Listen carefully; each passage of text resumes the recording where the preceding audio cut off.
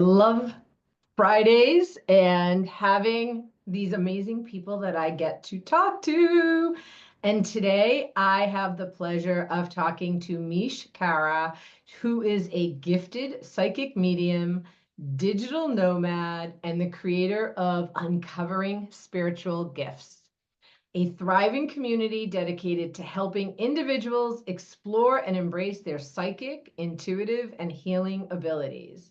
With a journey spanning 38 countries, and I can't wait to talk about that, Mish has explored diverse spiritual practices from meditating in Thai monasteries to studying healing practices in South Africa and surrendering to indigenous plant medicine in Peru. Currently based in Cape Town, she offers intuitive readings, group programs, and workshops to guide others in connecting to their higher wisdom and uncovering their unique spiritual gifts. Mish, thank you for being here today. Thank you. I'm impressed by that introduction. Right? Don't you love it when someone else reads your bio? You're like, wow, Yeah, that's yeah. somebody I want to get to know. I am kind of cool. Hey, that's Right? amazing. Thank you so much for having me. I love that. I'm so excited to have this conversation. So tell everyone just a little bit about your journey. Like, how did you get to where you are? Talk to me about this journey of yours. And I want to talk about these 38 countries. Yeah, definitely. So this started when I was 22. I mean, yes, as a child, I had some abilities that I was unaware of, but at 22 years old, I just finished university with a psychology degree, and I just wasn't ready to go into the corporate world. I felt like 9 to 5, it was going to come, but I just wasn't ready for it.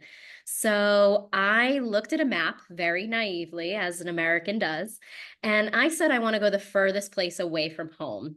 And it's this little island in the South Pacific called New Zealand. And it was my first trip away from my family, my first solo travel, and the first time that I actually stepped into spiritual ceremonies. I took my first yoga class, I did my first breath work. And that started my traveling journey of understanding like my life's purpose, but also trying to find a place that feels like home. Mm, And through that journey, I went through a really deep spiritual awakening, mostly in 2019 when I attended an ayahuasca ceremony in Peru, which is a sacred plant medicine of that general region. And through that, I started understanding my psychic abilities. I thought everyone felt this way, apparently not. Um, and yeah, through that ceremony, my intention that I went into was understanding my life's purpose. And since then, I have created my own business. I have a community now, and everything just keeps expanding. And my gifts are being shared with those that really need it. I love that. I love that. So, do you have a favorite country? Oh, that's such a popular question. And I have a favorite country for different reasons. Like, my favorite country to eat through is Mexico. It has the best food, incredible experience. My favorite country for landscapes is Thailand because I'm a beach girl and those beaches are insane. But South Africa for culture and music because I just feel that over the 10 years of traveling, I've stayed in Cape Town, South Africa for 2 years, which is a big number Right. for me. So those are probably my top three for different reasons. Nice. I love that. I love that. Mhm. Yeah. So, how do you support your clients? So, I know you're a psychic, you do mediumship work, but why do people come to you? What are they looking for? Yeah. So, as a psychic medium on this side, I am helping people connect with either family, friends, spirit guides who are helping them with guidance, support, understanding, or closure, whether they are just confirming that their family member transitioned to the other side, or if there's some area of their life, whether it be career, relationships, love, that they just want to get intuitively what is the right decision. And Mhm. ultimately, they do know, but it's also nice to get the validation from a medium. So generally, I'm giving people the opportunity to connect with their guides that are supporting them through their human experience. I love that. And Mm, do you do both mediumship and psychic? Are you like, what do you call, because there is yeah. some differences and yet some very crossover.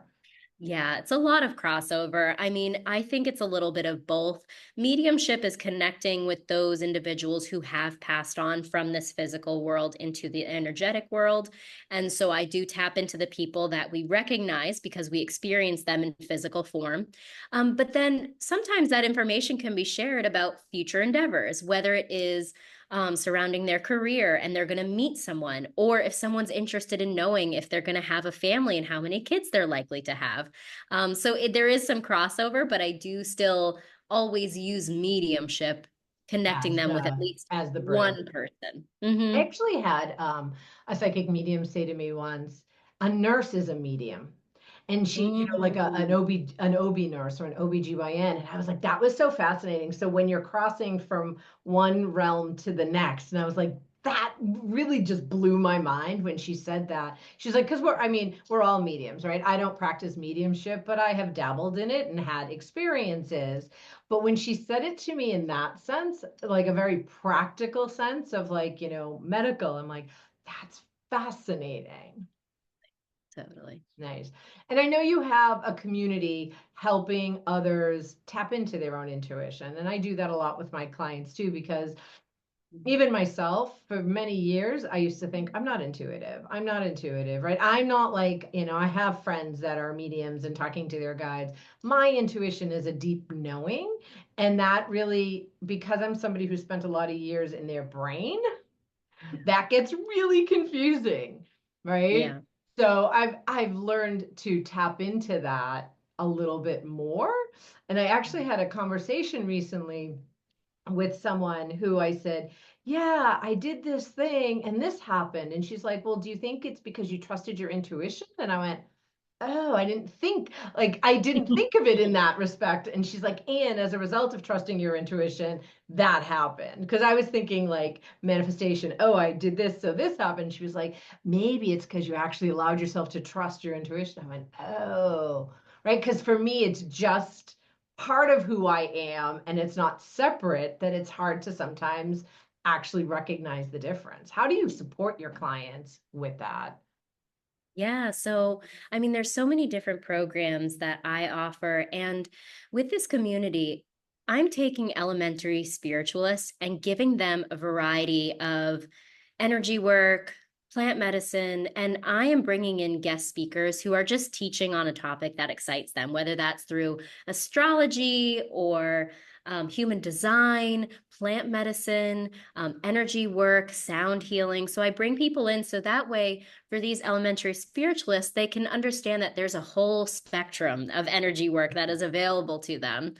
And then where my expertise lies is in mediumship and tapping into intuition.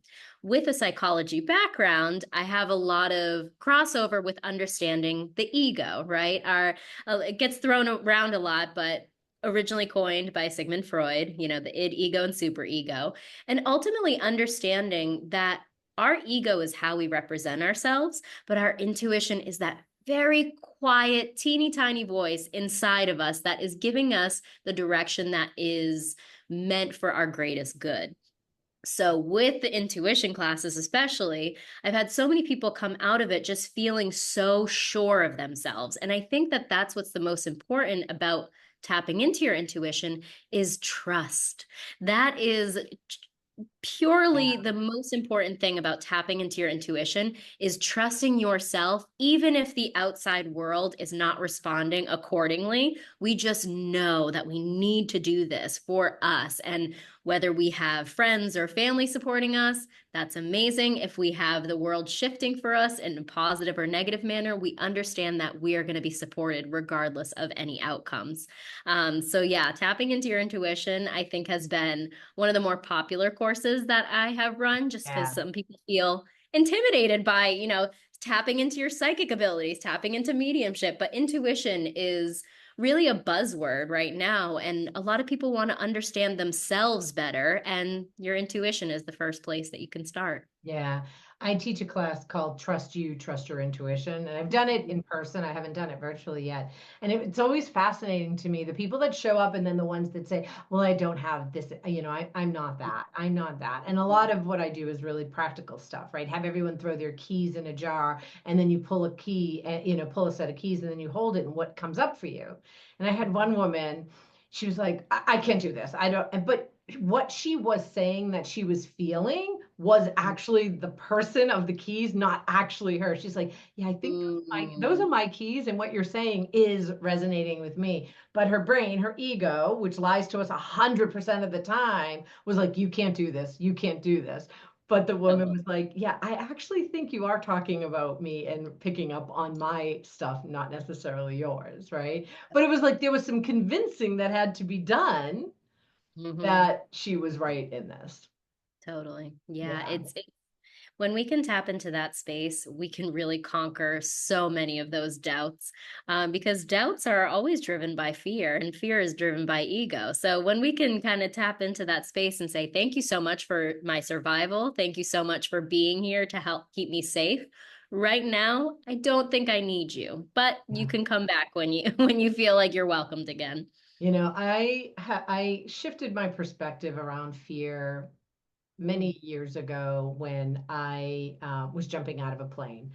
I was mm, not doing it because I'm an adrenaline junkie. It was part of my personal development journey. If I can jump out of a plane, I can do anything, right? So my husband and I, we actually won it at some silent auction. And the guy said to me, why are you doing this? And I said, well, my husband and I are both afraid of heights. And he said, no, you're not. And I was like, don't tell me what I'm afraid of. I know what I'm fucking afraid of, right? And he was like, no, what you're afraid of is falling. And that mm, shifted the perspective so much, mm, right? 'Cause so mm. often what we think we're afraid of isn't actually the thing. And it Totally. really kind of shifted like how we look at fear and what's really in there and really tapping into that. Yeah. I think it's so interesting that you say that, because I've been also working with a coach, and she said something extremely similar where I was like, I'm afraid of failing in my business. And she's like, Mm, I don't think you're actually afraid of failing. I think you're afraid of succeeding because right. you know what you've done and you know what you're capable of. I think you're more afraid of this actually working. I'm like, It's so maybe. true that, I mean, I find that with my own clients, it's more then I have to be responsible. I maybe Mhm. have to give up friendships because I'm at a higher level. When you really drill in, it isn't the fear of failing. It's Yeah. like what changes if I actually become Yeah. successful. Yeah, Totally. that's Totally. fascinating. So with Yeah. all of your travels, I'm just Mhm. curious, you've probably experienced spiritual practices across so many different cultures, right? What are some common themes or wisdoms that maybe you've discovered and what was really surprising to you?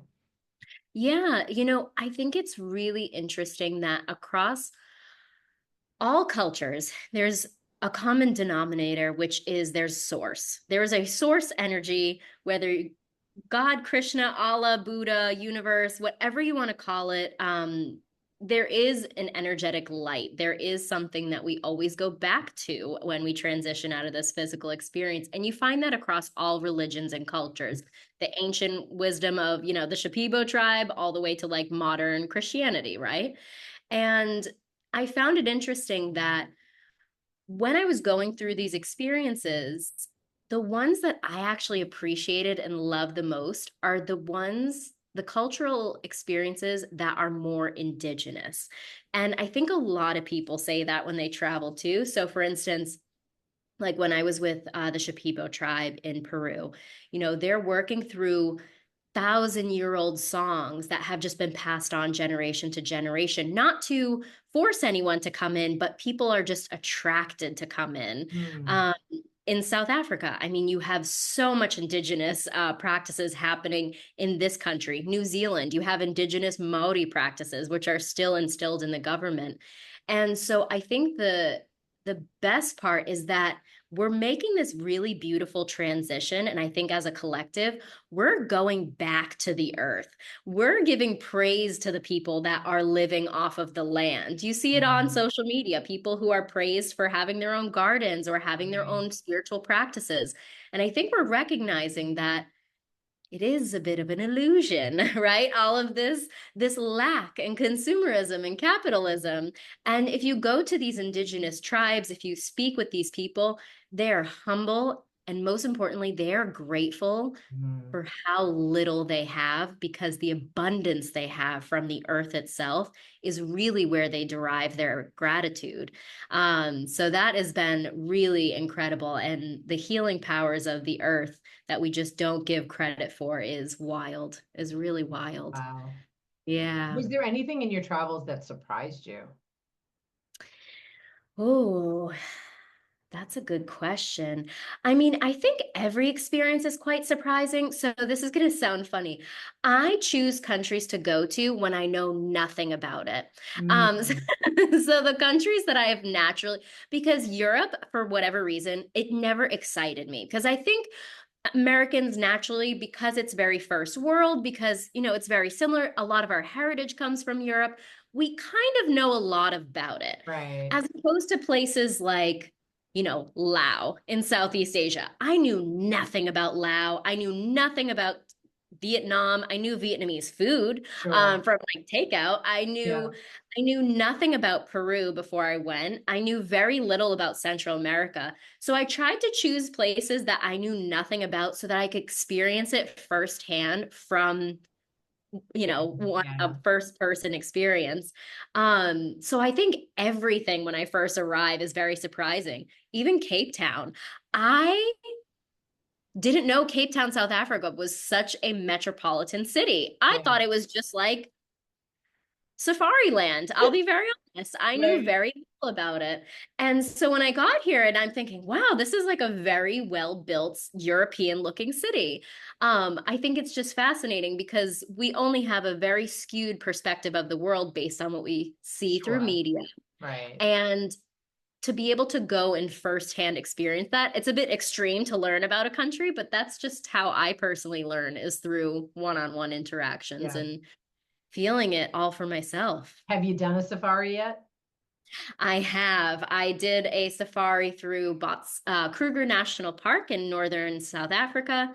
And then I went through Botswana, and we ended up in Victoria Falls in Zimbabwe. And it was incredible. Just Yeah. an incredible When my experience. sister was there last year, I mean, she was feeding zebras outside of her Airbnb. There was a Yeah, giraffe in the driveway. They couldn't get down. I yeah, mean, so the yeah. videos were amazing.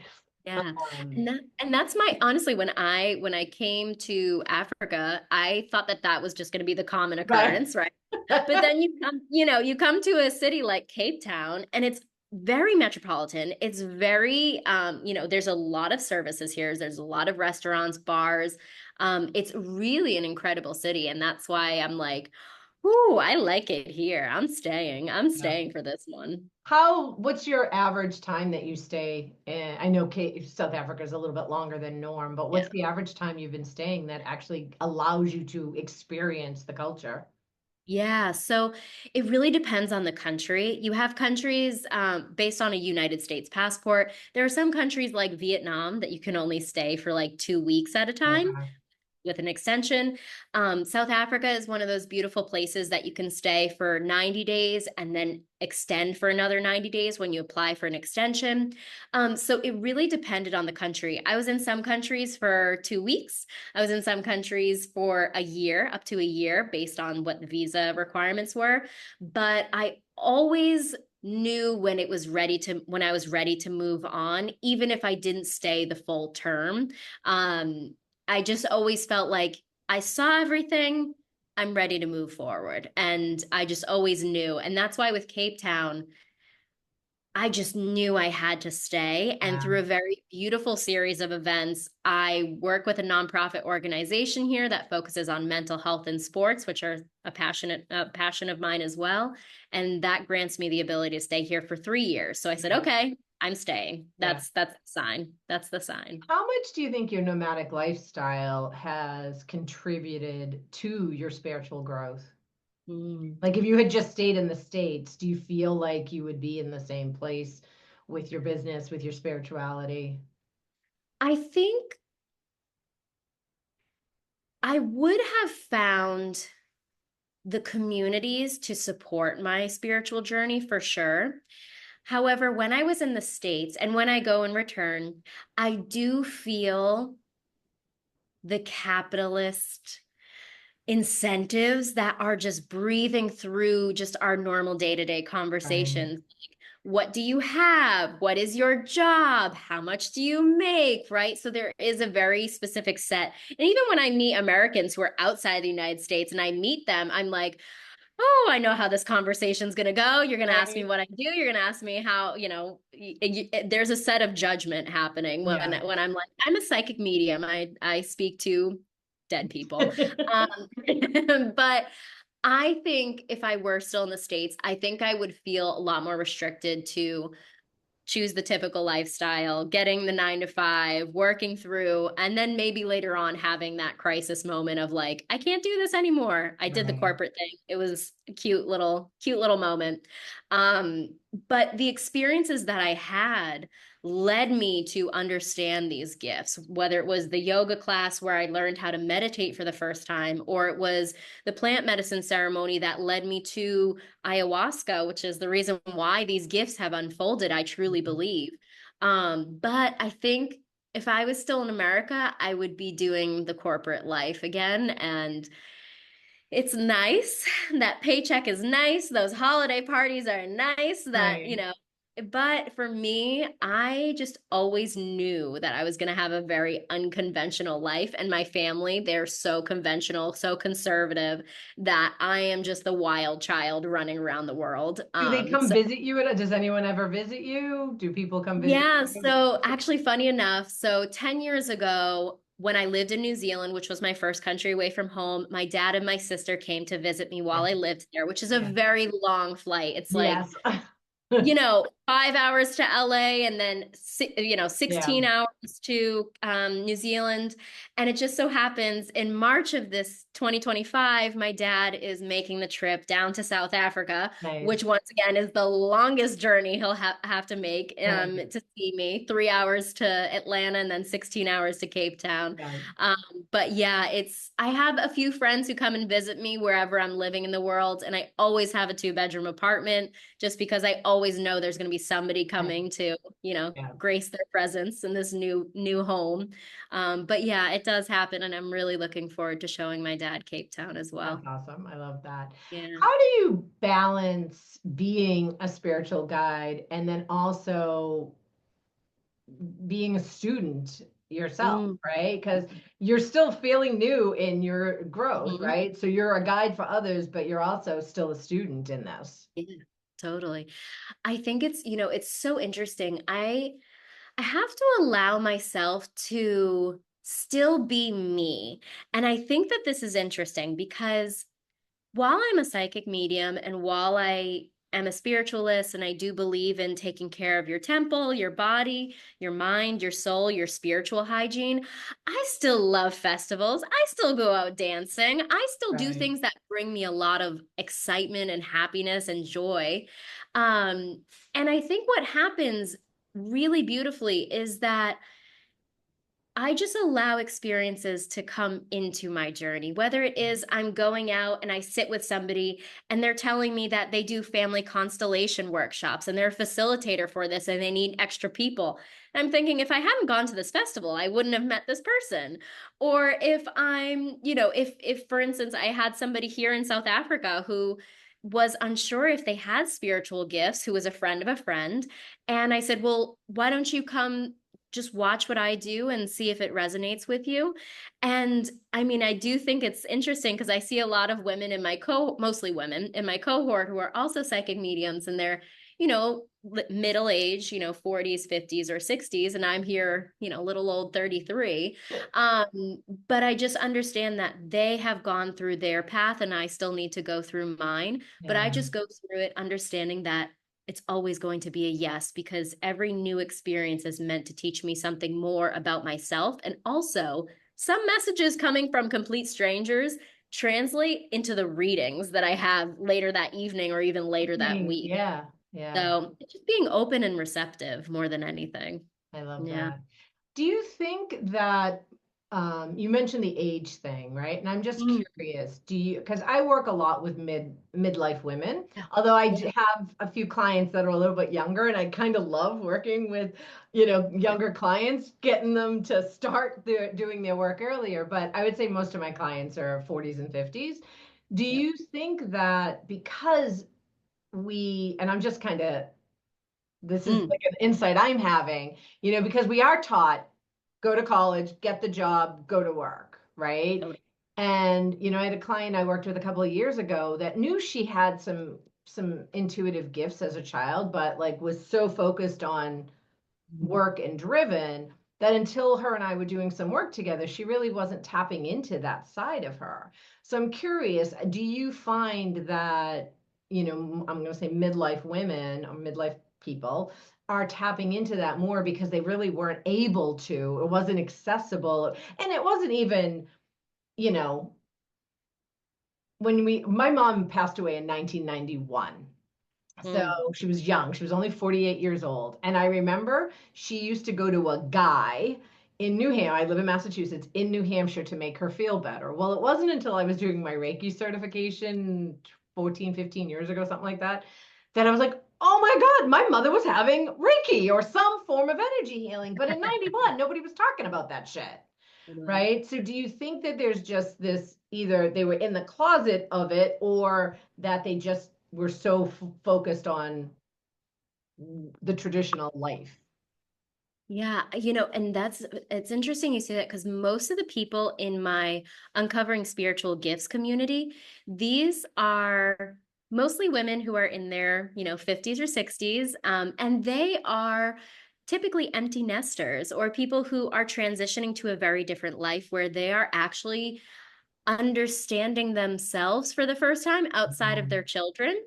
And so, you have you keep up such a face for so long that when you don't have that identity anymore, you think, wait, who am I? So I have so many women who are coming in who are like, I really like doing this and I really like understanding more about myself and I really like taking time to myself. And I think this is a perfect transition, and a lot of my clients as well are this age bracket just because it's the first time that they're thinking about themselves. And Yeah, spirituality has always been like back there, but it's always this negative connotation of the woo woo sciences, and right. that's completely fine. But when you find a community of people, finally, which is so much easier now in this digital world, when you find a community of people who also think similarly to you, then you can start opening up about things that happened in childhood or things that happened that you identify with, but you just didn't have the support from your very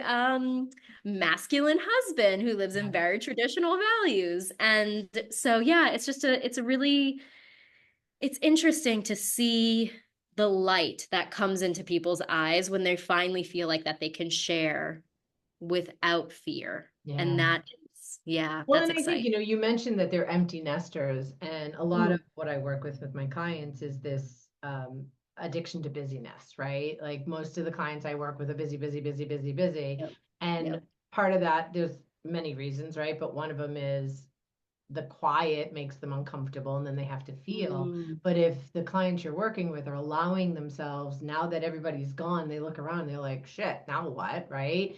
But then that's when they actually can start to tap in because there is quiet. mm, Because for, raising kids 18, 20 years, they were constantly on the go and they weren't even able to connect in. totally, Yeah, totally. it's interesting. It's, yeah, it's Um, nice. It's a nice journey. It's a nice age. It's a nice age bracket too, because although I haven't experienced yet, it's just I've always been told I'm an old soul. Even when I was young, I was hanging out with, yeah, you know, I was 7 years old hanging out with my 17-year-old sister and brother. When I was 17, I was hanging out with my 30-year-old friends yeah, who were having kids. And I don't know, I think the time dimensions didn't line up. So my body is 33 years old, but Right. I do identify with somebody who has had a lot of life experience, given Experience. that the last 10 Yeah. years has just been traveling all over the world to Yeah. understand purpose. Well, and Yeah. I do think community, you talk about community. I remember I was I'm a little bit older than you are, Mish, but when I was in my 20s, I'm in Massachusetts. I went to Salem with some friends, and I remember picking up a crystal and feeling like I was having some kind of religious experience. I was like, what the hell's happening? I don't even know what this is, but I didn't have the community to actually have the conversation. And it was Mm, probably another 10 or 15 years before I found community that allowed me to actually know what was out there.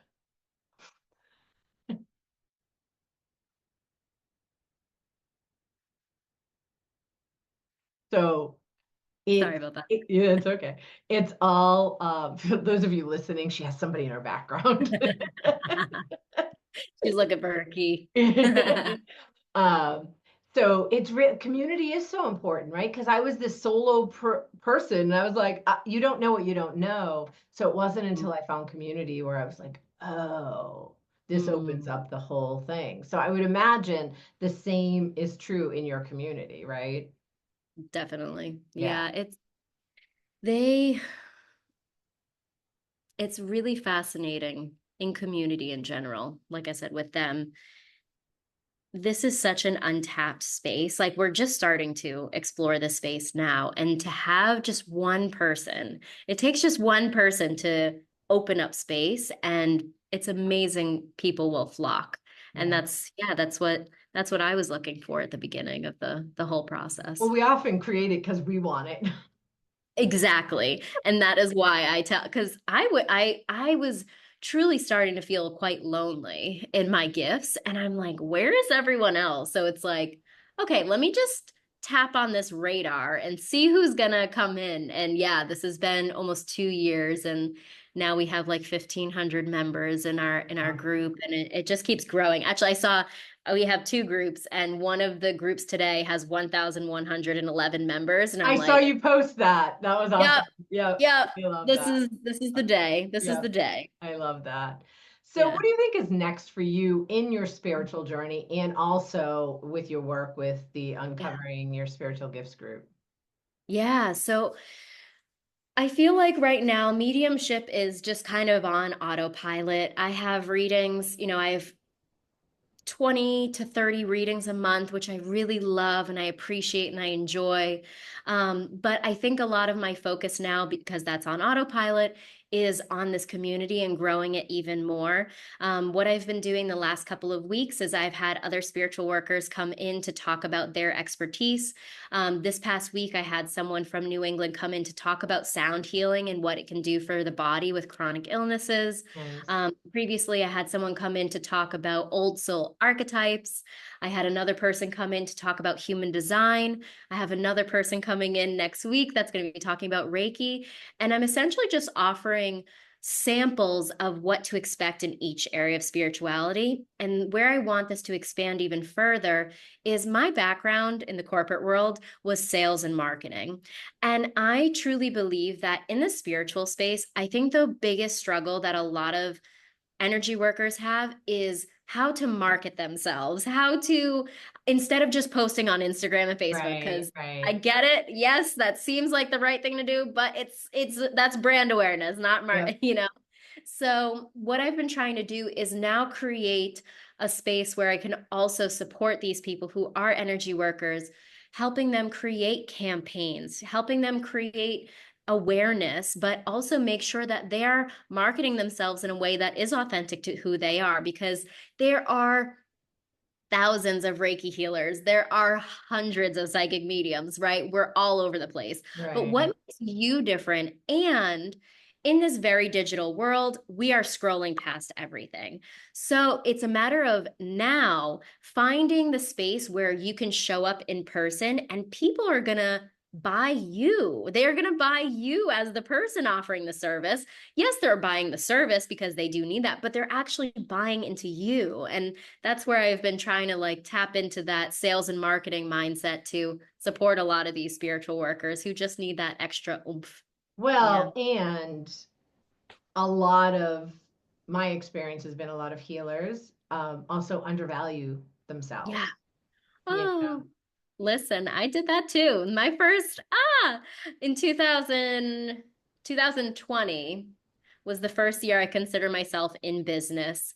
And I made a whopping $143, but I did about 60 readings that year because I was like, oh, I'll just do it for free. Like, I'll just do it for free. And then I'm like, okay, now we'll do it by donation. And then we'll do it by like, okay, donation, but like from this amount to this amount. And ah, I encourage everyone to put a price on how they truly feel that they are valued because yeah, free people appreciate it, but they value it more when there is that energetic exchange. right.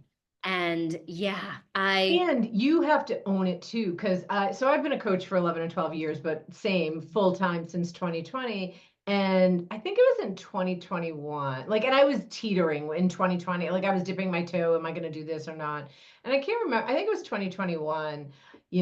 Like the pipeline had gotten a little quiet. So I started reevaluating my pricing, and I was going to go down and blah blah blah. And the coach I was working with was like, well, but are you worth what you were charging? And I was like, yes. And as mm, soon as I was okay with that, it was like people just started showing up, right? Because yeah. you have to get in alignment with being okay with actually charging for your services.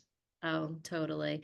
And that's a struggle every single Yeah. healer, energy worker is dealing with. And I totally get it because, you know, start at a place that you feel comfortable. But as soon Right. as you start getting those reviews and you get that confirmation from the outside, I still think sometimes I'm a fraud. I still think like I don't know how I'm doing this. There's no way I know these things. This is crazy. But I don't pay attention to the 91 five-star reviews about these 91 people who have decided Right. to take the extra effort to say, this was the most transformative experience I've ever had. I don't know how she knew so much about me. She is truly gifted. And I'm like, I don't know. I don't know. I think all 91 of them are lying. I think Right. they're It's so all true, lying. right? Like the stories we tell ourselves. Oh my Yeah. God, it's so crazy. It's crazy. And we're just, I mean, we were sent with gifts to support the collective. It's Mm, not like I'm just here and I'm just taking care of myself with my gifts. I'm meant to share them. I meant to give them. And yeah, pricing is one of the biggest struggles, I would definitely say, for yeah. healers, for sure. Talk a little bit more about that, about, you know, supporting the collective, and I'm just not Yeah, the only person here, right? Because I know you believe, the human experience, I mean, it's true, the human experience is just temporary, right? And we're here for a bigger purpose. totally. So talk a little bit more about that for people listening that maybe are like, what the hell is she talking about? What's the collective? Like, what is all Yeah. that? Ooh, the collective, the whole collective community, because we are a society of extremely distracted people. Mm, We are a culture of very distracted individuals. We have channels, which are where you decide to focus your energy, whether that channel is a social media channel, if that is a television channel. Media is actually the goddess of illusion, which is hilarious because ooh, now, yeah. So, media, if in case anyone didn't know that, media is the goddess of illusion. So, when we are constantly distracted by media, we are looking outside of ourselves for answers, right?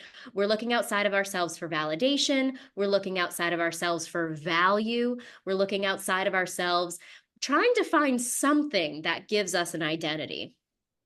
But what the collective does, let me just stop you there. Why do you think people do that? I mean, I have my own oh, reason, but why do yeah, you, yeah, yeah. yeah. Why do people do that? Because they're afraid of actually what they feel Mm, they are here to contribute, not what others want them to contribute. yeah.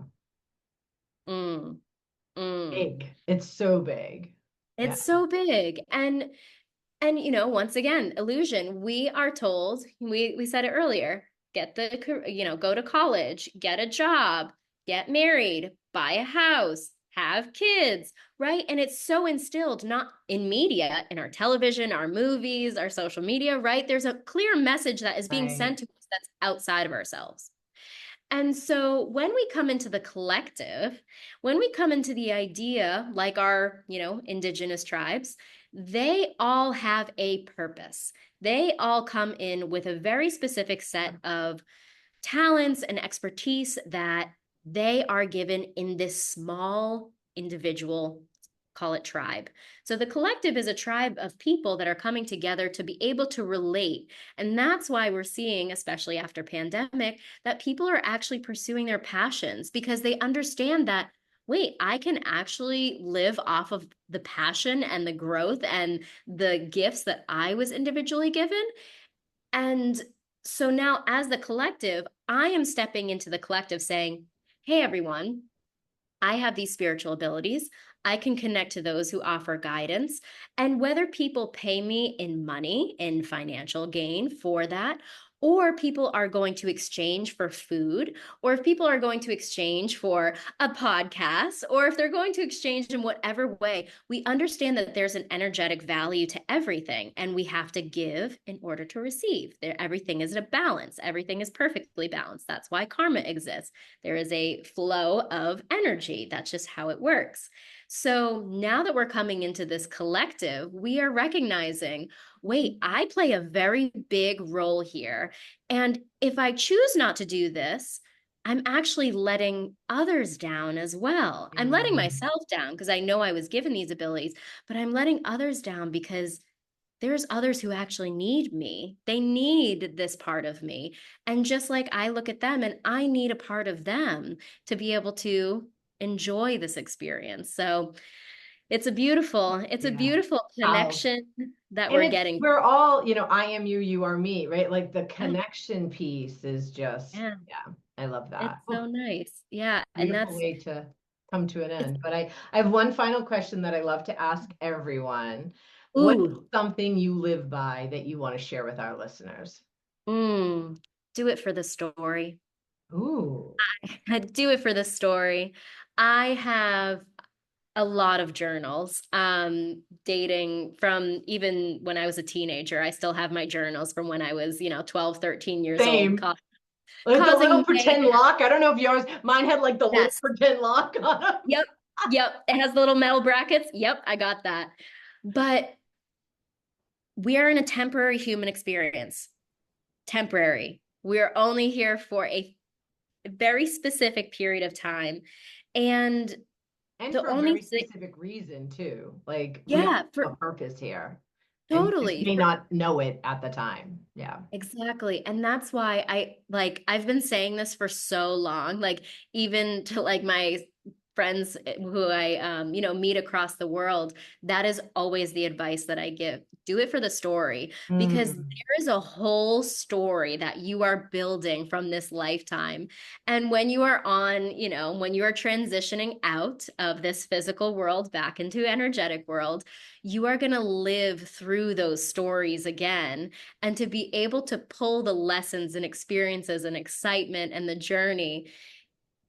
The only thing sitting between you and creating that story is your ego. And the only thing that's going to drive it is your intuition. Do it for the story. That might be the title of the Yes. podcast. Oh, please do. Please do. Do it for I, the story. yeah, I love do it that. for the story. I mean, I I have a lot of great stories. I have a lot of rated R stories. I have a lot of stories from all over the world. But I always joke that the day that I transition on is the day that my journals will get passed to my, nieces, nephews, grandchildren, yeah. whoever, and they are going to read the stories and be like, wow, grandma was a badass. That's awesome.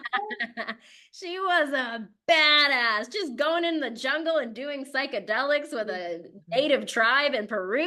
That's crazy, right? Do So, you have any plan to write a book?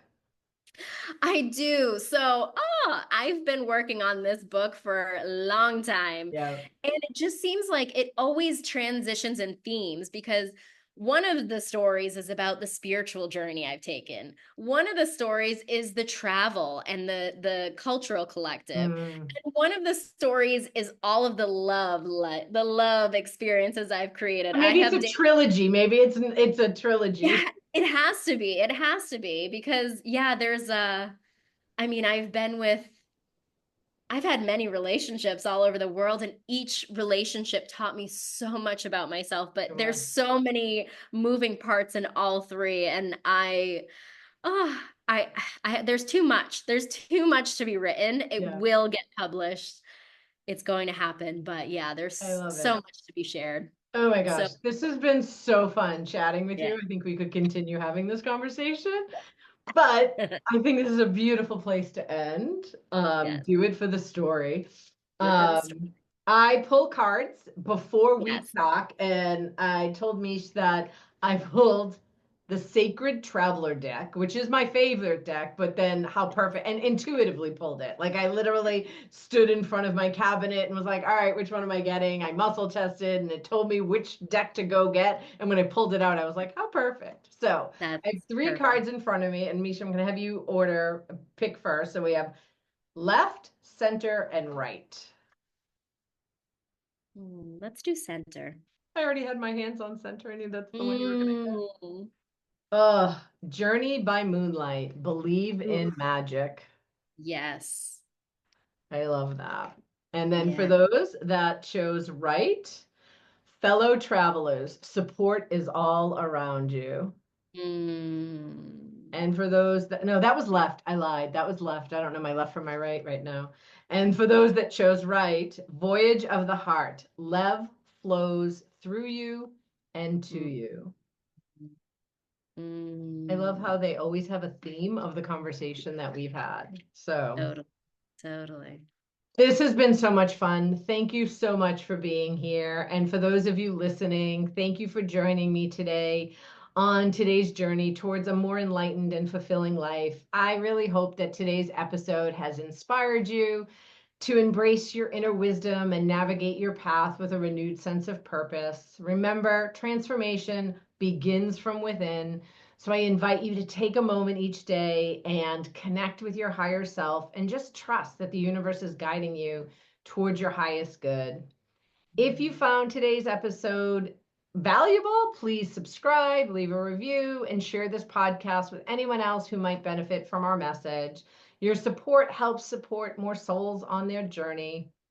Stay connected in our stay connected with our community, both mine and Misha's, and we'll put all of our social media links in the show notes. And Mish has an offer that will also be in the show notes. But why don't you just share a little bit about your freebie, which is to join the community, correct? Yeah, it's a free community at this point, and for those that are interested in learning about their spiritual gifts, whether it is tapping into psychic abilities, mediumship, intuition, astrology, human design, we're always wanting to look for new people. And if there is anyone on here who is also any healer or energy worker and wants to put themselves out there even more, come along and I will share that journey with you. Nice, beautiful. Mish, thank you so much for being a guest. And You. for those of you listening, until next time, continue to shine your light and walk in peace and love. I am Francine Terrell, and this has been Effin' Fridays with Francine.